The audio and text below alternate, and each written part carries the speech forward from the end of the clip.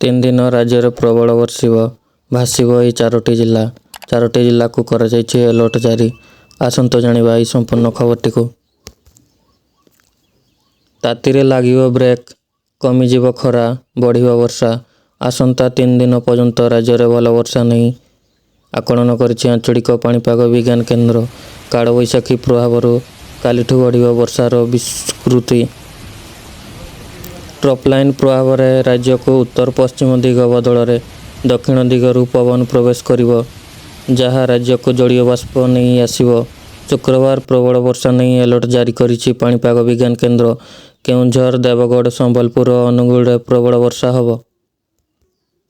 एथिसह ढेंकानाल, मयूरभंज, बालेश्वर, भद्रक, जाजपुर, जगतसिंहपुर, केन्द्रापड़ा और कटक रे झड़ पवन सह बिजुली घड़घड़ी और वर्षा नहीं ऑरेंज अलर्ट जारी करा जायछि।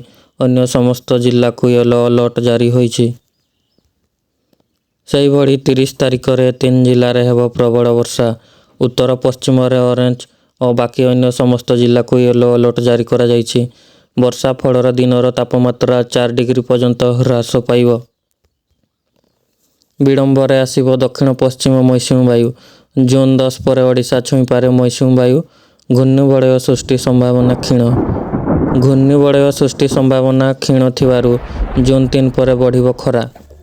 बंगोपसागर रे मौसुमी करेंट निष्क्रिय थिबारु दक्षिण गोलार्धरू दक्षिण पश्चिम मौसुमी वायु आसिले भी आगक बढ़ी पारु नहीं। मौसुमी वायु को क्रियाशील करिया पई आवश्यक कारक मौजूद मध्य नहीं। एणु मौसुमी केरल रे पहुँचा पई सक्रिय होई पारु नहीं। तेबे जून 1 ରୁ 4 तारिख मध्य मौसुमी केरल छुईबा नहीं आकलन करा जाउछि। ओडिशा रे जून 10 पर मौसुमी छुईबा नहीं अनुमान करा जाउछि। मौसुमीर एभली लुचकाड़ी खेल भितर वर्षा को नहीं चिंता लगी रही। अन्य खबर पाइबा पई आमर ओडिया अफेयर्स चैनल को सब्सक्राइब करंतु। जय जगन्नाथ।